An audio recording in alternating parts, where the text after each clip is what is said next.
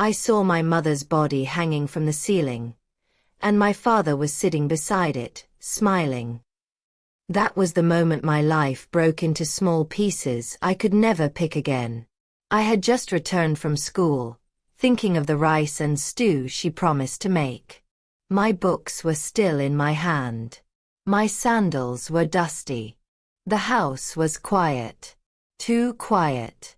The kind of quiet that chokes you. I called, "Mummy." Nothing. I dropped my bag. Walked slowly to their bedroom. The door was half open. What I saw has stayed in my head for 8 years. Her body, hanging from the fan. Rope around her neck. Her slippers on the ground. Her wrapper folded neatly on the chair. Her eyes still open, but empty. Then I saw him, my father, Mr. Dyke, sitting on the ground, leaning against the wall, calm, breathing slow, his eyes on the body. He looked like he was enjoying the silence. When he saw me, he smiled. "Don't worry," he said. "She deserved it." Before all this happened, I used to think my parents loved each other. But I was a child. And children only see what adults allow them to see. My mother met my father in the city. She was a young hairdresser. He was a supplier of cement and roofing sheets. He told her he loved her, promised to take care of her, showed her money, gave her food, bought her things. She said yes. By the time she started noticing the signs, it was too late. He had already gotten her pregnant with me. He told her, "Nobody will marry you now. Stay and behave yourself." She stayed. And for the next 16 years, she never stopped paying for that decision. In public, my father was kind, generous, respected. People called him chairman. He would walk into church with us, his Bible in one hand, the other on my shoulder. People would say, "Your father is a good man." But at home, when nobody was watching, he turned into something else. He never beat me, not when I was small. He used to say, "You're a girl. You will spoil. I don't want people to say I touched you. But your mother." He beat her like he hated her. I saw him push her down the stairs once. He said she didn't warm his food properly. When I was 10, I started hearing things at night. At first, I thought it was rats. Then I started hearing crying, whispers, prayers, begging. Then I started hearing slaps, heavy breathing, the sound of someone being dragged. My room was close to theirs. The wall was thin. I would cover my ears with a pillow. One night I heard her say, "I didn't do anything wrong." And he shouted, "That's your problem. You never listen." Then something broke. Maybe a plate. I cried that night. And she still made him breakfast the next morning.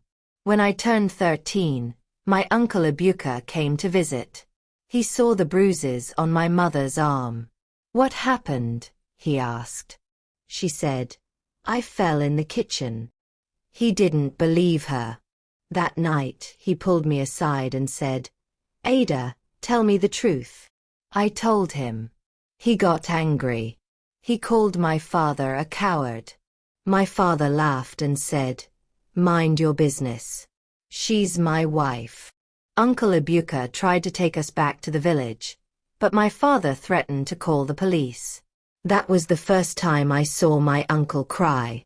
Chapter 5. The night we tried to escape. One night, when I was about 14, my mother came into my room quietly. She said, "Ada, wear your slippers.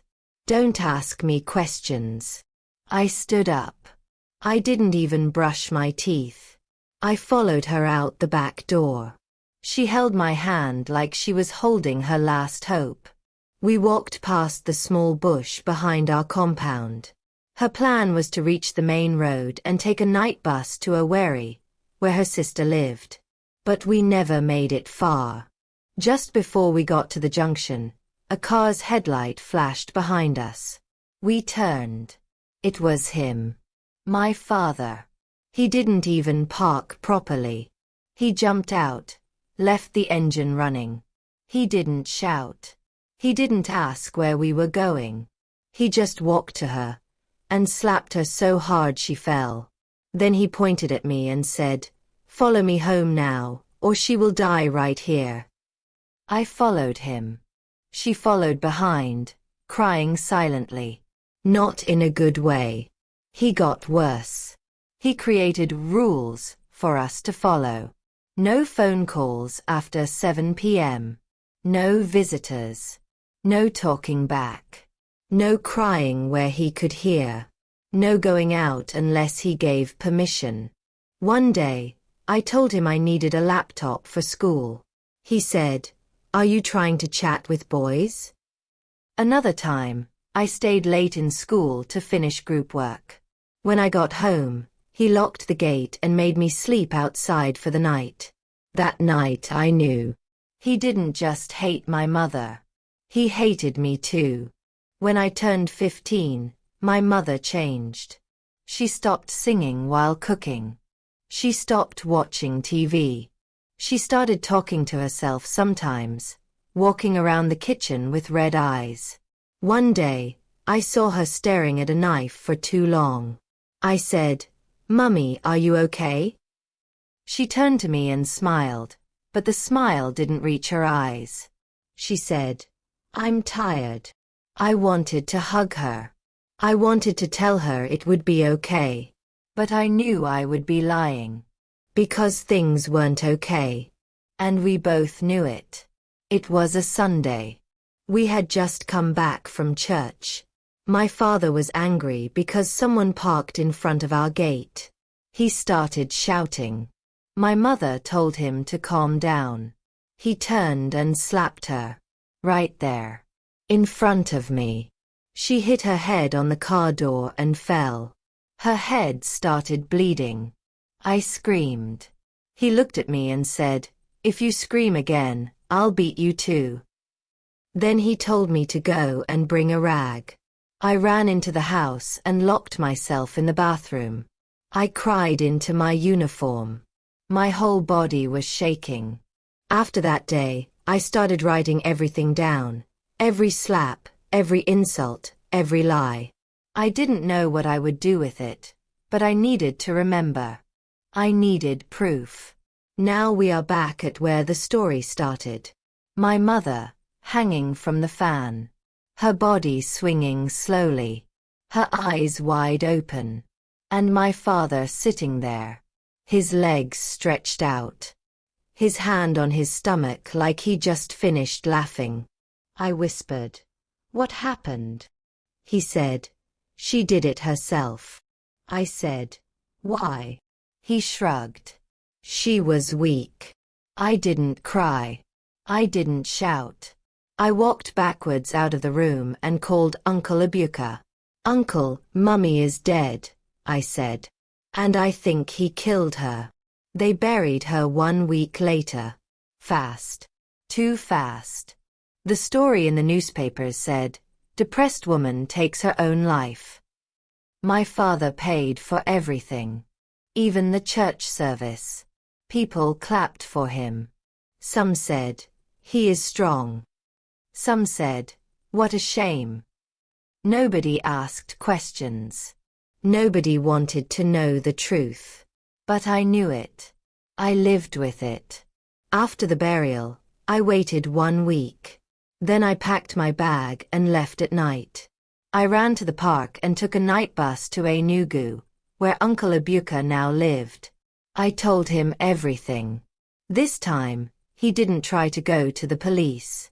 He went to a human rights lawyer. The lawyer's name was Barrister Chinyu. She had been abused too when she was young, so she didn't waste time.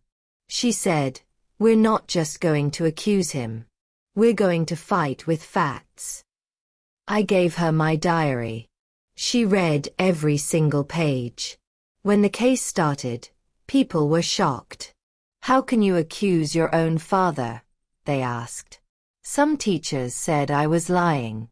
My father gave them money. Even my church pastor refused to testify. He said, "Let the dead rest." But I stood my ground. I sat in the court. I looked at the judge and said, "My mother didn't hang herself. My father killed her slowly. Every day." My voice shook. But I didn't stop. And for the first time, people started listening.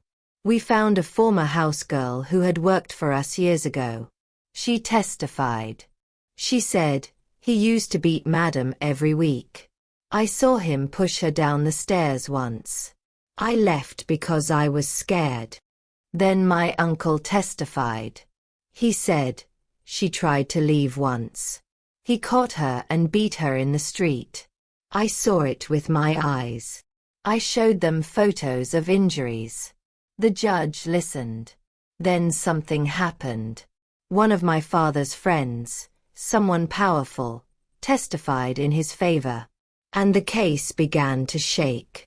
After 11 months in court, the judge made a decision. He said, "There is not enough evidence to charge Mr. Dyke with murder.